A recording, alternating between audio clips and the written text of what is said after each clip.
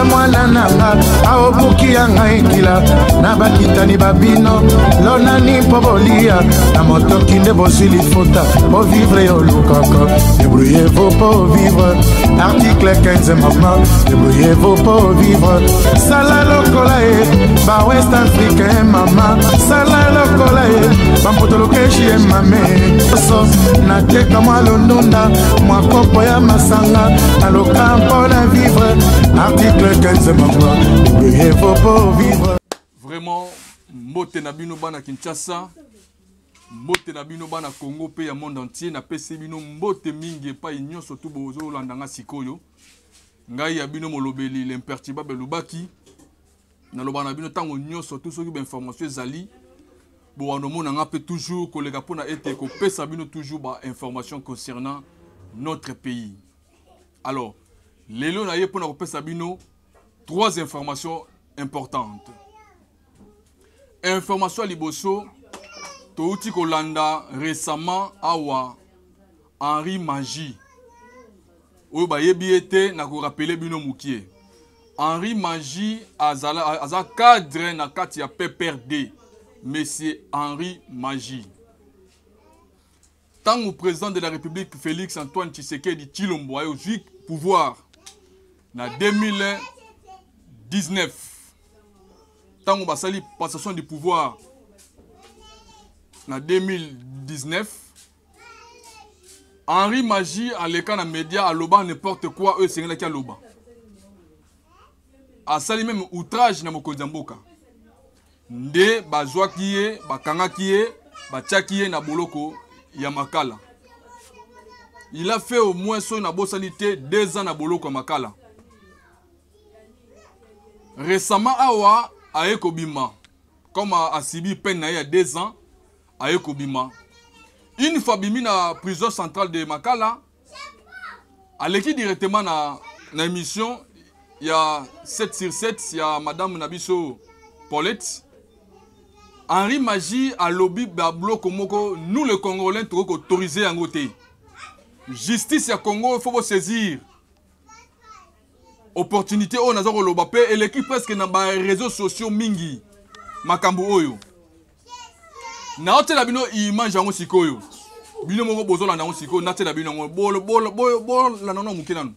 Bolanda bino boyo kande nini a loba comme ça nazo zonga pour to continuer émission na biso. Non, il n'y aura pas d'élection. Il n'organisera pas d'élection parce qu'il va perdre. Donc, il ne va perdre. Quand je suis sorti de prison, j'ai fait une émission là. J'ai dit aux gens. Vous voyez quand tu sais que dans Jubo Kondi, tant à Jubo Kondi, pourtant dans Kabili Bokondi. La seule Eloko là. Comme militant PPD, je n'ai pas été d'accord avec Kabila. Tilelo, je ne serai jamais d'accord avec Kabila. C'est la nomination de Félix Tshisekedi. Je n'ai pas supporté, je l'ai dit. Martin Fayulu a gagné les élections, je l'ai dit. Je n'ai jamais mâché les mots. Et je ne mâcherai jamais les mots. Ils ont essayé de me faire signer des papiers, me donner des... pour que je dise plus ces histoires-là. Je les redirai jusqu'à ma mort. Félix Antoine Tshisekedi Tshilombo n'a jamais gagné les élections. Maintenant, tant que Kagame, le président de l'Union africaine, a eu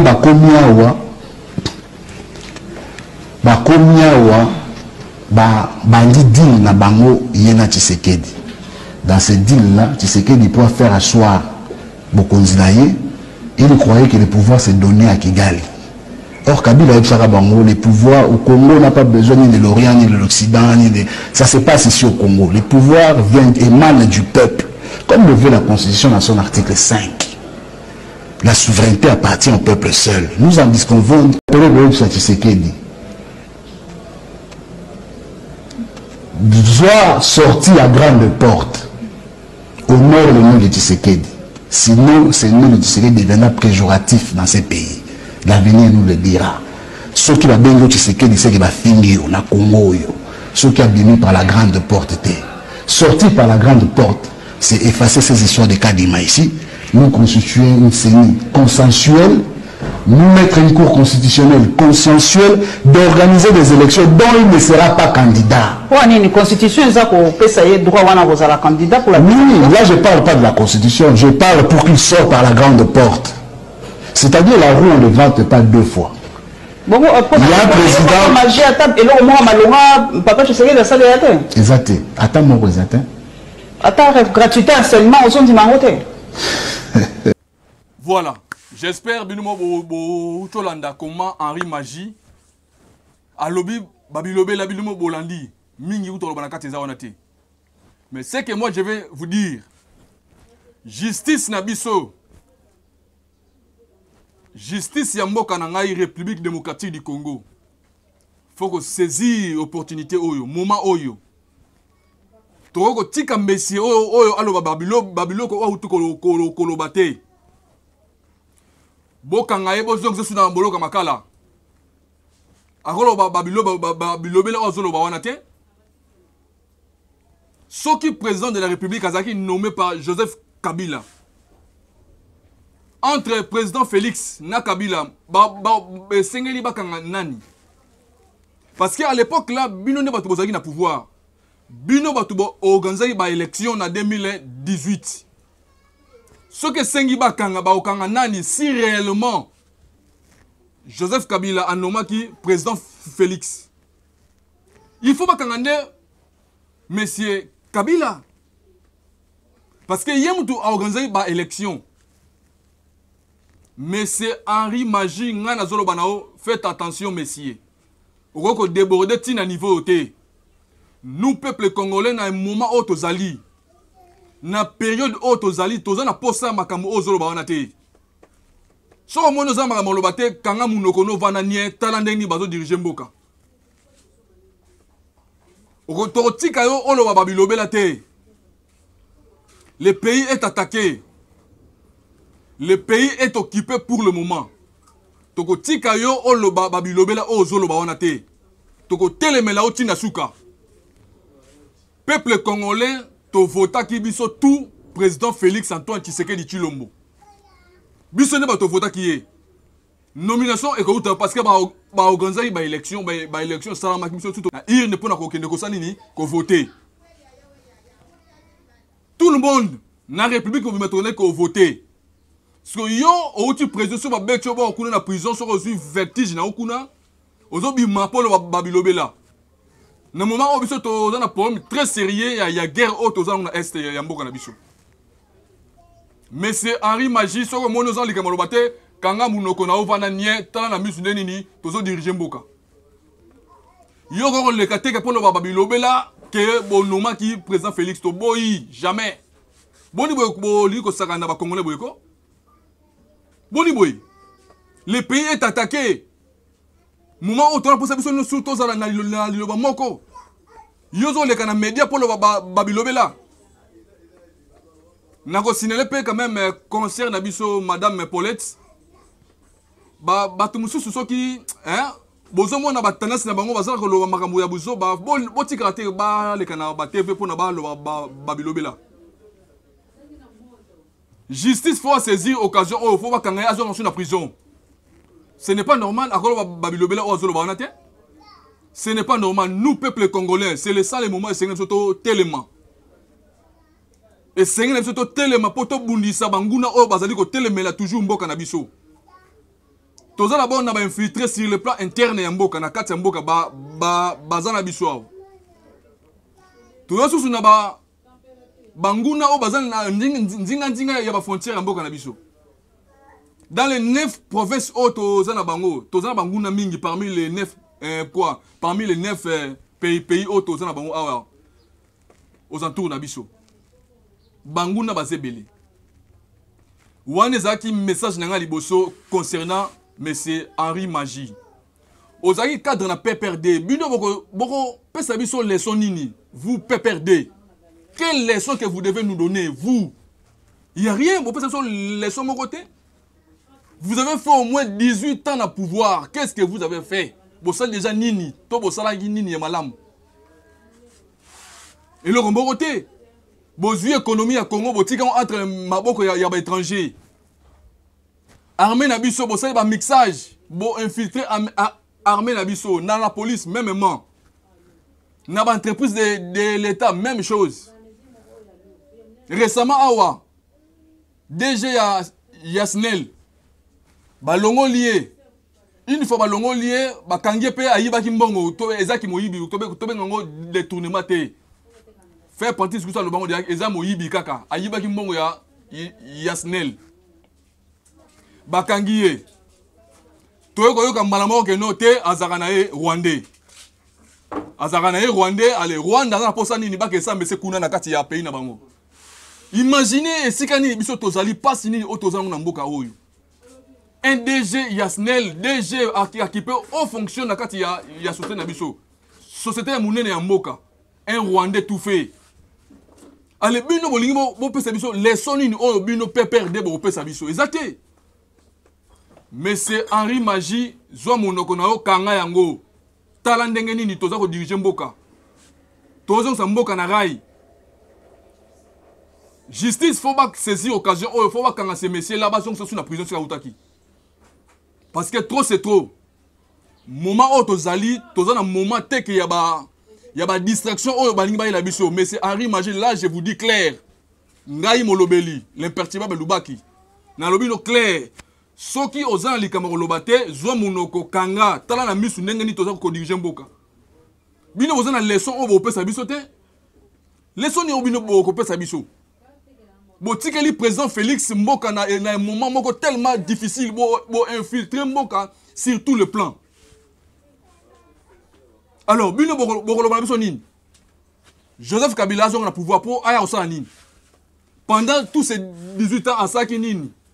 To nini o sengi na ye aya ko bakisa. To tika ba makamu susu ko messi. To tika babilo musu to za na amour ya mboka na biso. Tala comment peuple congolais a souffrir. Tala comment peuple congolais a mona passi. Bazo bo mabiso les jours au lendemain ba to za kufa. Ata souci on a bo za na ngote. J'espère point wana monsieur Henri Magie Vandanier tala comment biso ni to za ko diriger mboka. Après ozolo ba yusu nini que président Félix Azwa, Mouto Oya Tchaki na niveau ya Seni, Denis Kadima. Balongo la Denis Kadima, pour organiser ba élection, malamu oyo ko permettre ba tout ba voter président Félix a postulé. Yoza nani messieurs. Yoza nani pour le makambo zoba wana za koloba. Tu crois que ba to za ko sepela makambo oyo oza koloba wana? Ça n'a pas de sens. Président Félix a eu pouvoir na ye. Ba élection salama qui to voté ye. Na 2023 pe awa to na ba élection parce que ba misi déjà calendrier. Préparez-vous pour aller aux élections. Bomi bongisa po bokende na ba élection so ba opona bino ba poni bino. Président Félix peut a postulé na 2023. Biso peuple congolais to voter parce que aza mwana mboka pe to yebi asa misala malamu. Quelle que soit ma difficulté, mais asa musala malamu ezali ko monana. Mututu bandimakaye à 100% te.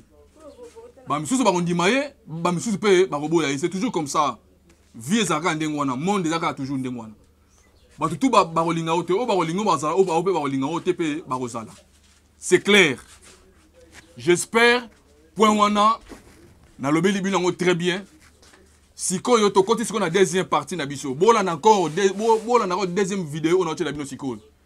Oya mokonza mboka yemo Félix Antoine Tshisekedi Tshilombo tanga zalaki na ba jeune union surtout ya République démocratique du Congo ba hôtel presque na 26 provinces. Ne faites pas ça.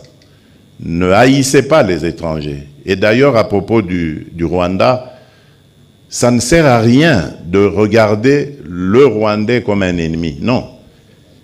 C'est le régime rwandais avec Paul Kagame à sa tête qui est l'ennemi de la République démocratique du Congo.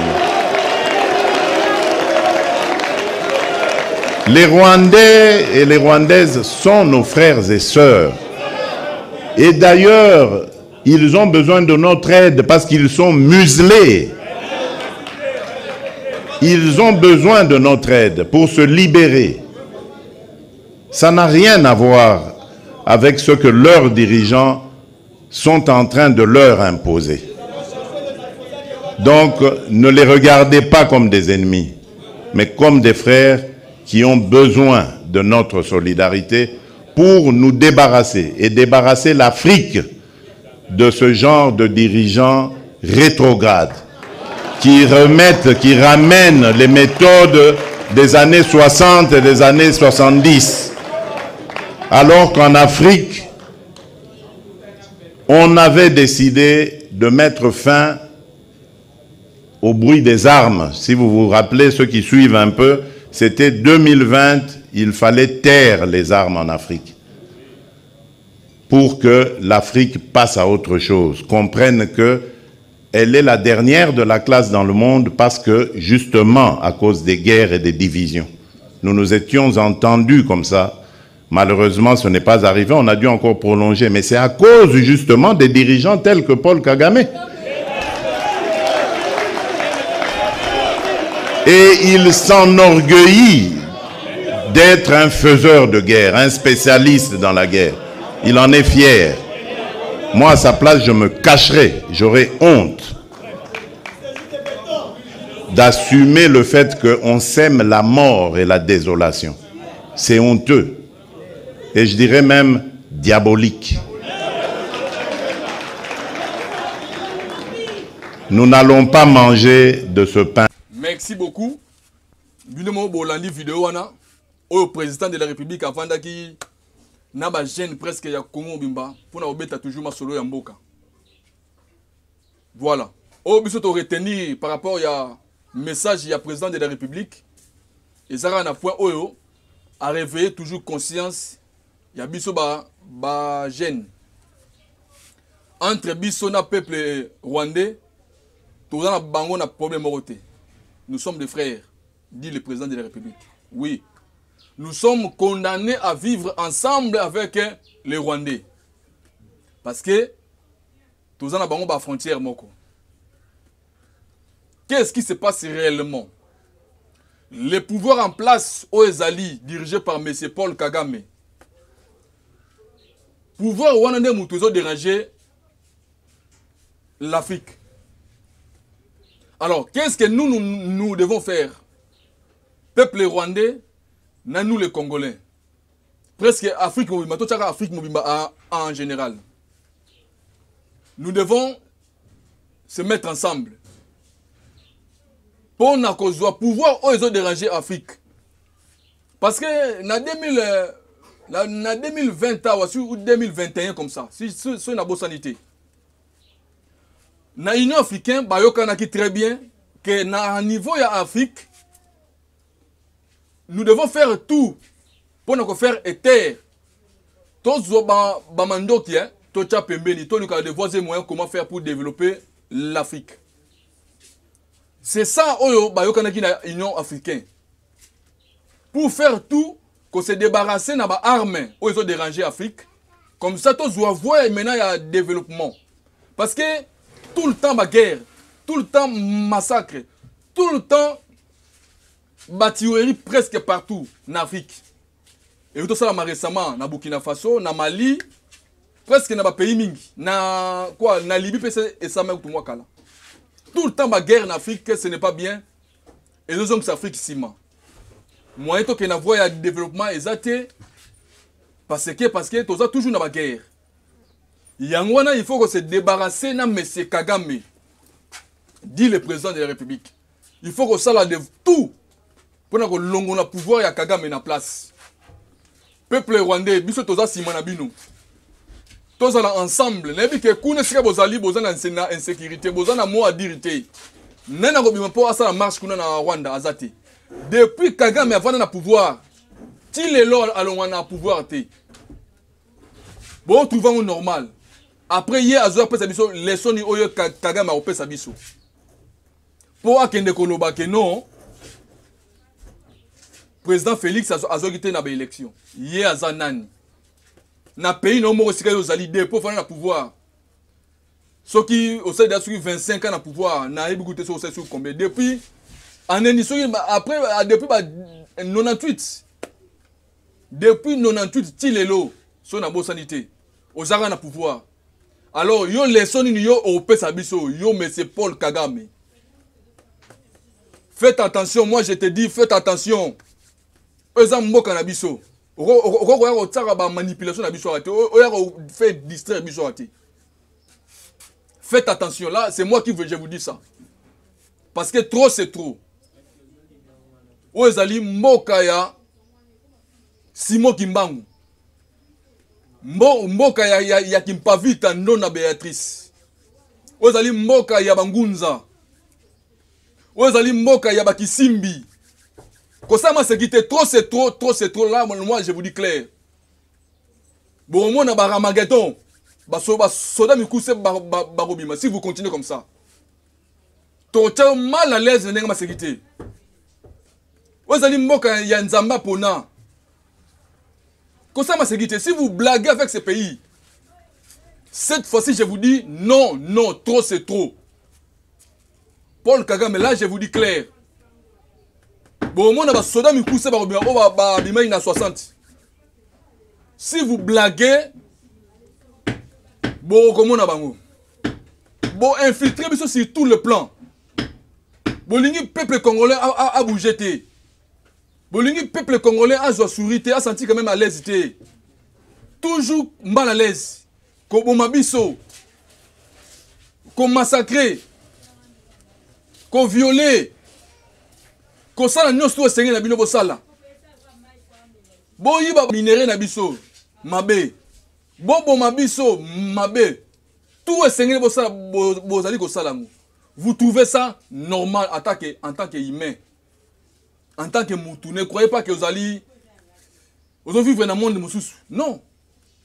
Vous êtes humain comme tout d'autres.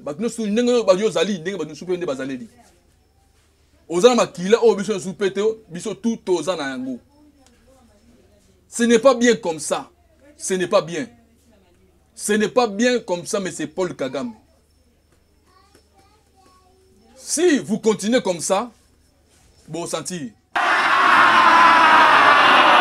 10 200 jeunes recrues venus du Nord Kivu, de Kinshasa, du Congo central et du Kasaï oriental ont été présentés mardi 6 décembre 2022 au lieutenant général Thio Songesa Christian, chef d'état-major général des FARDC à la base militaire de Kitona. Dans son adresse à ces nouvelles recrues venus répondre à la mobilisation générale lancée par le chef de l'État et commandant suprême des FARDC, le général Thio a martelé sur la discipline. Ascar Ascar Morale Morale Mbokonzi ya mboka atindeli bino nyonso mote eloko ya liboso nalingi nalobela bino c'est la discipline. La discipline ezali d'abord kobattre la base na biso. La discipline envers les cadres. Soki discipline ezate place na yo na armée ezate. Ba PMF, la discipline corporelle, la discipline des incarnés armée na biso. Il faut koyeba comme sa discipline na oyo nyonso. Par ailleurs, le chef d'état-major général a appelé les instructeurs à un bon encadrement de ces jeunes volontaires et mis en garde contre la circulation de fausses informations sur la prise en charge de ces recrues jusque-là impeccables et irréprochables. Et c'est quel encadrement? Il y a des recrues. Et ça va assurer. La république est bien. Bonjour là bien. Et là, c'est la mouton les commandants base à sa témoin. Délégation aux. Voilà, j'espère. Mais c'est Paul Kagame et Sengeli Oyo Kalikambo peut comprendre. Ce qu'on comprend dans notre état, Oyo est allé au Mogo. Parce que déjà, Marambo Kemabe, tu dévoilé le secret na yo nyon surtout. Tu dévoilé le secret na yo tout, mais c'est Paul Kagame. N'a pas complot. Oyo yo za ko sala. na manipulation au bazo tindayo na occidentaux contre le Congo, qu'on nuire le peuple congolais, qu'on lukate que tout soit développement en Afrique. Baza ko manipuler le rôle mwana mukie, au monde en très bien. Tous à la unis, nous les Africains, totalement. Tous à la unis, to construire Afrique bien. To relier ba différents pays na biso pour que tout ça la mena ba commercialisation ya ba marchandises. Et que ça la bien. Na rolongwa awa na ke Angola, na ke soit na nzela ya avion, na nzela ya mutuka, na nzela ya bateau, na nzela ya train to métro, et ça va bien. Na rolongwa awa na ke Kigali, na nzela ya métro, na ke Kigali, na nzela ya véhicule, et ça va bien. Uganda même man. Na longa awa na ke Brazzaville ne to zali na projet otonga pont route rail. Pont route rail pour na corréler Brazzaville na Kinshasa. Et ça babilo au moment malamu et créer amena développement.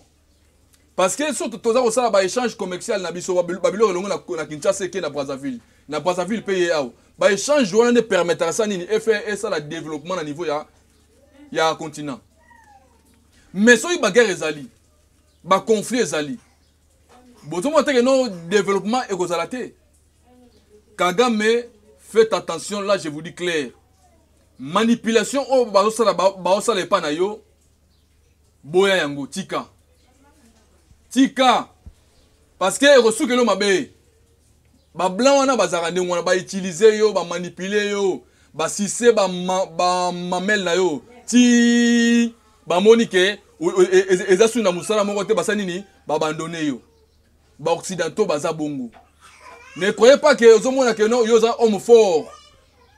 Mais il y aurait un moment où ba bailler, ba saboter, ba abandonner yo. L'air est encore là pour que obima na grande porte.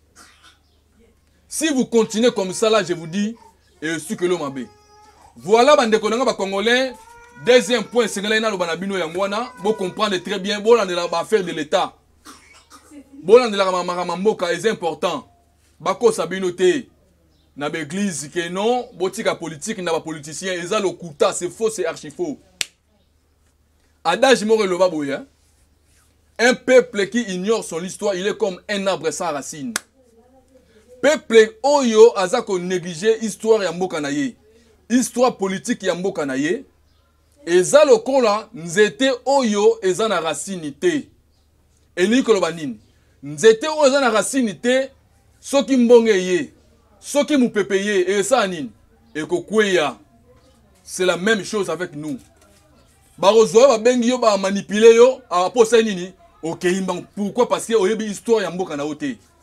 Oyebi histoire politique ya mboka na ote. C'est pour cela baza ko manipuler biso facilement.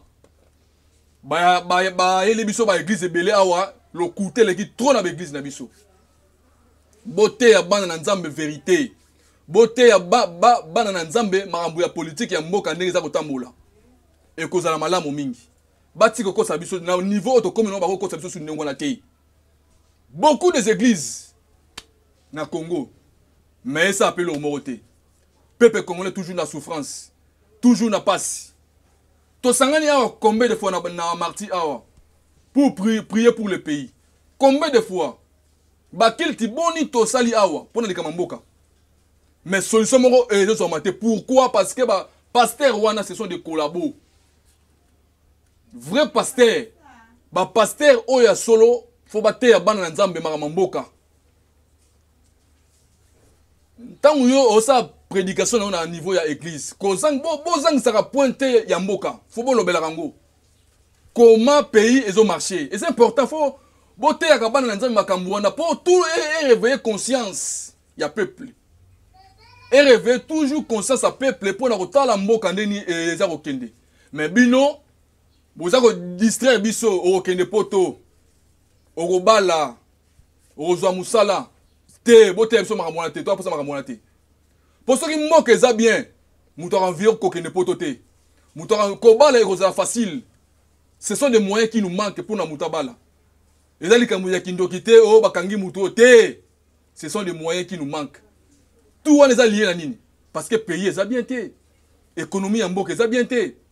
Alors, bino on le boté ya bana nzambe makambo ya ndengo na bino soko boza ko profiter na faiblesse ya Congo pour na refaire nuire à biso encore de plus.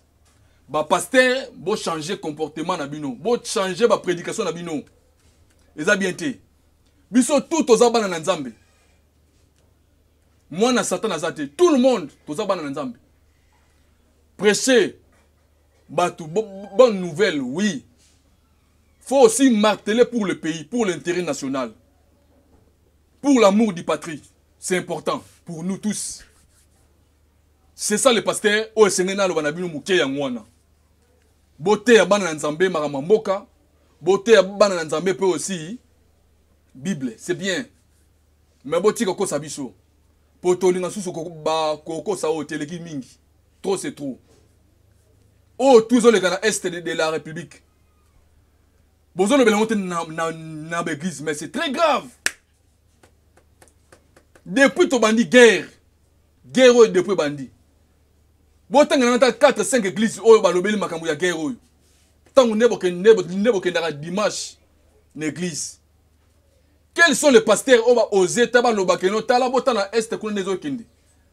Batiweri, prier pour le pays. To défendre mboka na biso. To telema ope pona ko défendre mboka. Botika ko tela makambo wana te.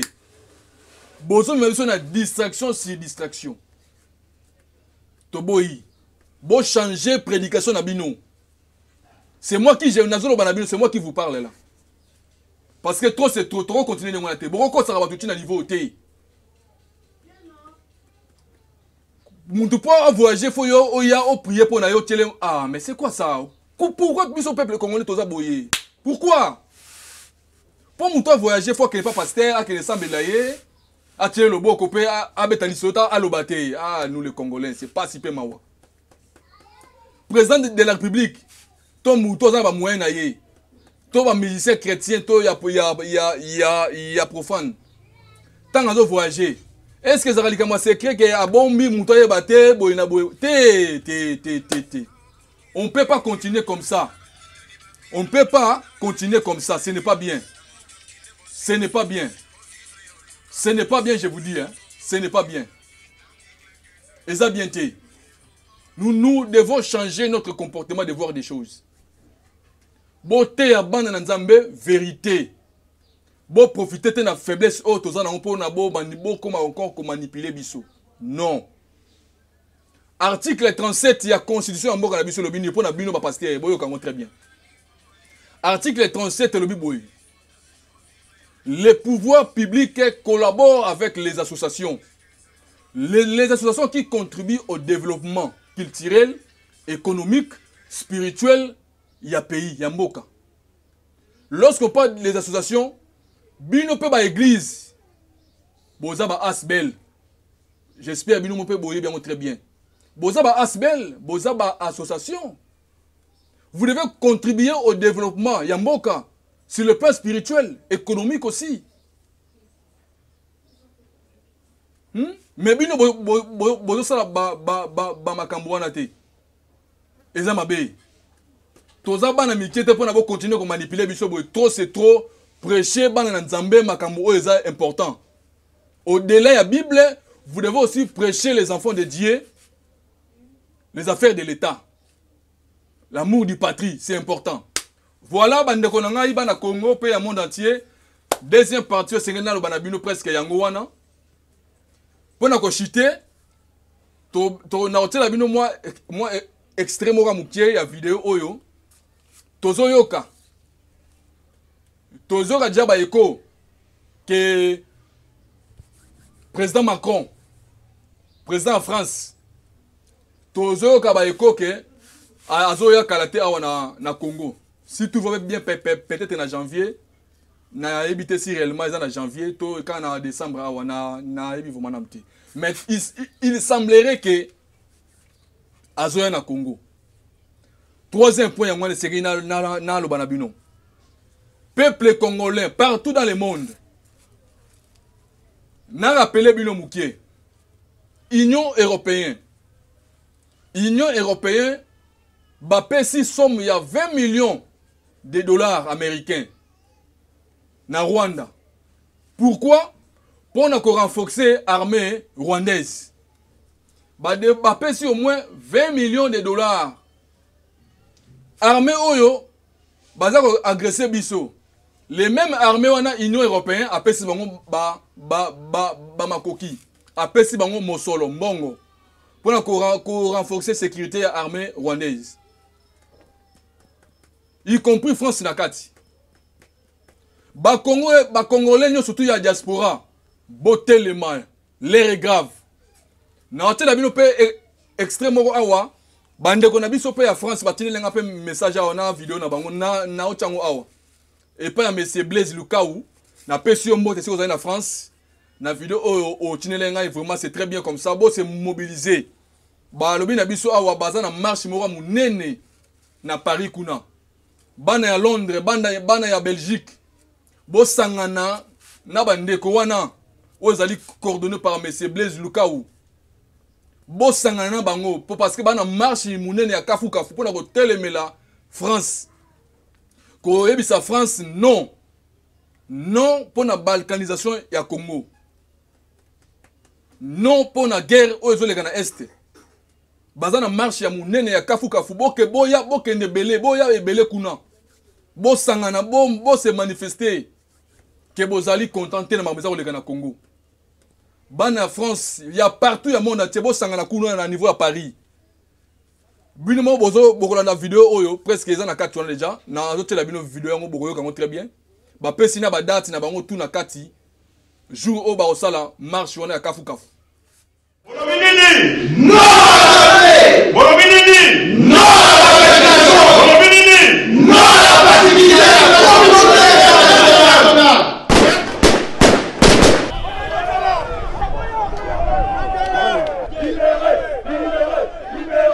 Mbote bana mboka bana kongomani basi mibali batatana bana tosangani awa pona kolakisa bino ete mboka eza na situation ya mabe. Jeunes, vieux, partout où vous êtes ici en France ou dans d'autres pays ici en Europe. Tozali ko organiser marche munene na kati ya mboka Paris oyo kobanda ekozala le 10 décembre, ça veut dire samedi oyo kolongwa uto Bastille na 12h kino na République. Venez nombreux montrer au monde que nous sommes tous unis contre l'agression rwandaise, contre l'opacité de la communauté internationale. Tobengi Sibino Mokolo le 10 décembre 2022 na place de la Bastille na Paris.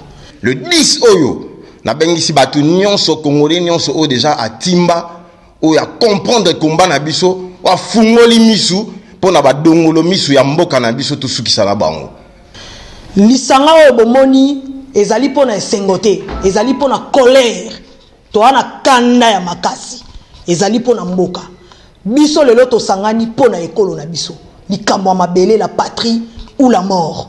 Alors nazo ebisabino que jour wana beaucoup monde ngamu na à partir à 11h57 minutes 13 secondes na place de la Bastille na ko memabino wana na ko pesa la bino ba stratégie nyonso to ko sala poto sila na ba grande société ya ba smartphone ya ba automobile o ba sakana kana biso ba on ba zoka ba minerai na biso ba zo piller ba brader et comme un produit fini. L'Afrique entière a un martyr du panafricanisme, c'est Patrice Emery Lumumba. Ce samedi 10, nombreux et nombreuses, pour une seule raison, pouvoir atteindre l'opinion publique française qui va permettre quoi? À faire en sorte que cette opinion-là puisse mettre une pression auprès des dirigeants de ce pays-là. Plus de 20 millions de morts, rien que dans ce pays. Un chiffre qui dépasse les victimes de la première et deuxième guerre mondiale. C'est pourquoi nous appelons à tous les sangs congolais. Nous faisons appel à tout le monde, épris de justice et de liberté, de venir faire front à Paul Kagame qui est en train de faire la honte de l'Afrique aujourd'hui. je profite par cette même occasion à vous inviter, tous citoyens congolais, à écrire des lettres à vos députés de circonscription en France en précisant, en demandant qu'il y ait une question ouverte auprès de l'Assemblée nationale française afin d'intéresser les dirigeants de ce pays à mettre tout en œuvre pour que les massacres cessent à l'est de notre cher Congolais, bas sportif congolais. Bao nyonso bavandaka na mboka ya France. Tobengisi bino nyonso samedi le 10 décembre à la place de la Bastille.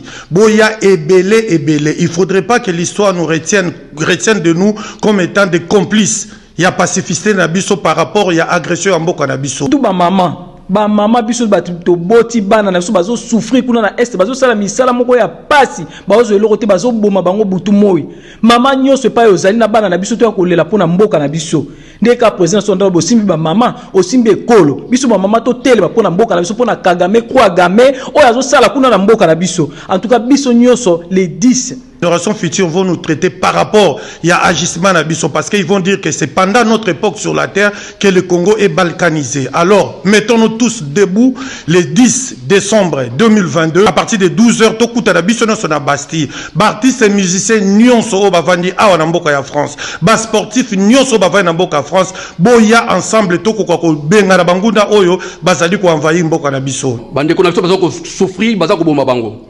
Soki yo télémité yo oyo lobi ki oza na France okanisi ke France eza ko épargner yo mais bon kalisa malamu ba yuda ba fandaka plus de 2000 ans awa mais tant ba monaki oyo yelaki bana 1945 ba se poser une question ba yako comprendre importance ya mabele na bango eza tant to bundela mabele na biso nyonso tokuta na place de Bastille totambola pona mboka na biso to boyi balkanisation na mboka na biso boya makati boya ebele to changer à vie à France. Toi même en France na sima na biso soki to Bolobinini non Bolobinini non Bolobinini non la pacification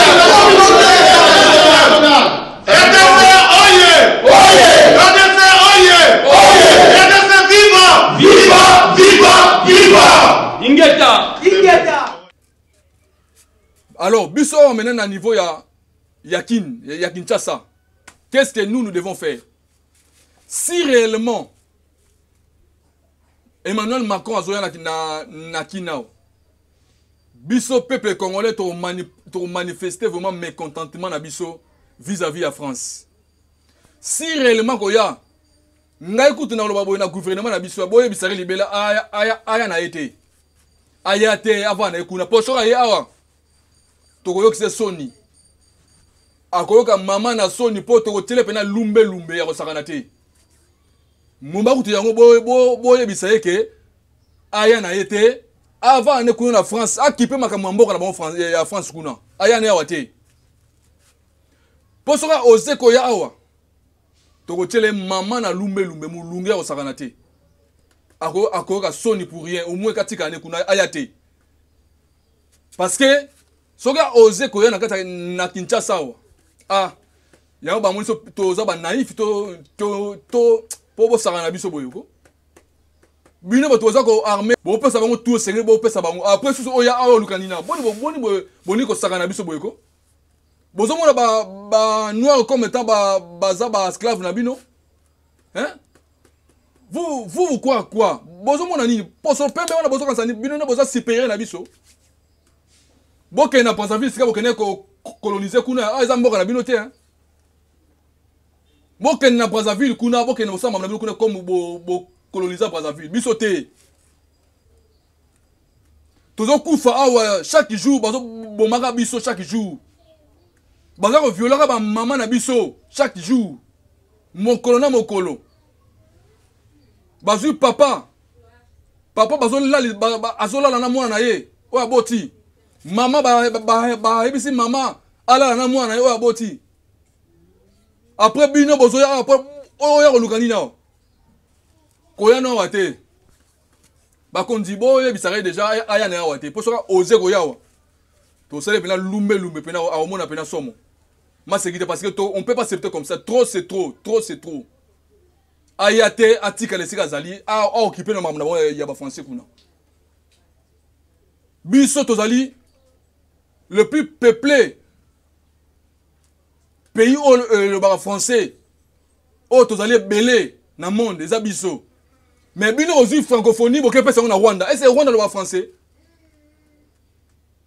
alors biso ko to la simana bino bo moni so bana na bino to banane on les aux francophonie bo pesa biso parce que biso le bar français peut tous allez peuple où tous allez belé to le bar langue wana pour na saboter aux allez biso aussi francophonie boké pesa ngo na Rwanda on dit Rwanda à le bar français boni bo ni ko sakana biso boyko trop c'est trop to boyi makambo wana jamais et continuer susciter koyate j'espère message na ngezo koma bo koyate vanda na France kuna occuper na bino ya ba français kuna to za na poste na bino ati si ça dépendait que de moi président Félix Antoine Tshisekedi Tshilombo to ke na biso na Russie parce que ba occidentaux baza bien té bazo manipuler biso trop to soma minduki balingi te to soma minduki to bunda bitumba balingi te to bunda bitumba suka biso to komuka ko frapper M23 et comme il kamuya ba dialogue ba tour maintenant ba tour diplomatique comme ya président X aye président Y aye bozo lukanini tant ba bomara biso bolo barate mais tant que biso to komuka ko frapper bango et comme ba défiler awa poani boni boko sara na biso boyeko to boyi makambo wana trop c'est trop j'espère que les Congolais sont toujours unis. Tous à éveiller, tous défendre Mboka Nabiso. L'amour du patrie c'est important. Tous là aussi va faire politique en Mboka. Tous va commander une évolution et les alliés Kokendi. Armée régionale et na Est. On a tous là de bien, très bien. Tous les Gangote, tous là bien. Tina Suka, sinon t'es aussi ma mutuna mikolegoya. On a goma kuna oh non et commis ville moko occupée par l'armée étrangère kuna tolingi makambo na te tolanda mambo kana très bien armée régionale so boye pona ko défendre na biso to bunde tumba ensemble pona ko bengana M23 là d'accord nous sommes ensemble mais si vous faites le contraire moi je vais vous dire clair bokanga bisaka bozonga na bino parce que to na moment na kaona to na posa na bino te.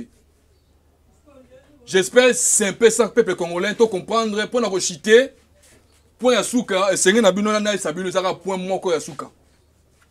Récemment awa na uti kolanda Willy Ngoma bao ba ebiete naza ko rappeler bino Willy Ngoma azali porte-parole ya M23. Récemment awa a uti koloba boye ba négociation esami na Nairobi ba négociation esami na Luanda ba MC bango ke ba libérer ba territoire oyo bango ba occupaki. Yoka réponse ya Willy Ngoma en tant que porte-parole ya M23. Azolo banini ke ndenge bango bazawana baza prêt à libérer ba territoire mais ba okende wapi. Si réellement vous M23 bozolo ba congolais si réellement si na conditionnel si réellement boza ba congolais question wana okoko tout dans bisote si réellement boza ba congolais bo se désarmer oza soza ba congolais solo boza na ba famille na bino bo kenda ba famille na bino si ya solo boza ba congolais bo libérer ba territoire o bino bo kipaki comme ça mutu na mutu azongi na famille na ye azongi vie normale azongi le vie na ye normal ninga bané ko zango liboso si réellement boza ba congolais mais so boza ba congolais te bozonga na mboka na bino Rwanda to na Uganda choix clair bozonga na mboka na bino si réellement que boza ba congolais boza na ba famille na bino awa bokenda ba famille na bino boza na mapango na bino to boza bokende vana pa na bino likambo o bozolo bana biso ke no te so tolongo awa mena to kokende wapi est-ce wana talibiso ba congolais na likambo nini boluka soit bokende na Rwanda sika bo bandaka makambo na bino soit okeluka sika oyo ko vana so ozo ba koza congolais te mais so oza congolais j'espère tous les congolais ba famille bazali partout famille toujours za ngati bokende ba famille na bino bozongi vie normale. Réponse nanga ya wana par rapport à question ya Willy Ngoma. Ce qu'on est sika ovanda te hein. Lukata ndaka futela bana si réellement que oza congolais. Lukata ndaka futela comment ta futela. Ya konoba ke avec audacité balingi balongola biso amena to okende wa est-ce que etali biso congolais etali biso te soki bolongo peut-être tolongola bino na Fox tolongola bino na Fox boye barango ne croyez pas que comme toke na ba négociateur toza ko solana bino ensemble besoin de sonner toza ba faible te toza ba faible te président de la République azan amour ya Congo pe azan amour ya Afrique. Il a besoin que l'Afrique puisse développer. C'est pour cela qu'il invite maintenant la guerre à la mingi. Alors, il y a une négociation pour que tu relever des défis, tu défendre Mboka et en plus encore, l'Afrique soit voie à développement. C'est pour cela qu'il faut éviter Babilo Kouan. J'espère Willingo Massi réellement que les Congolais conscience n'ont fait ça là. L'Afrique est sur un moment où il y a une guerre.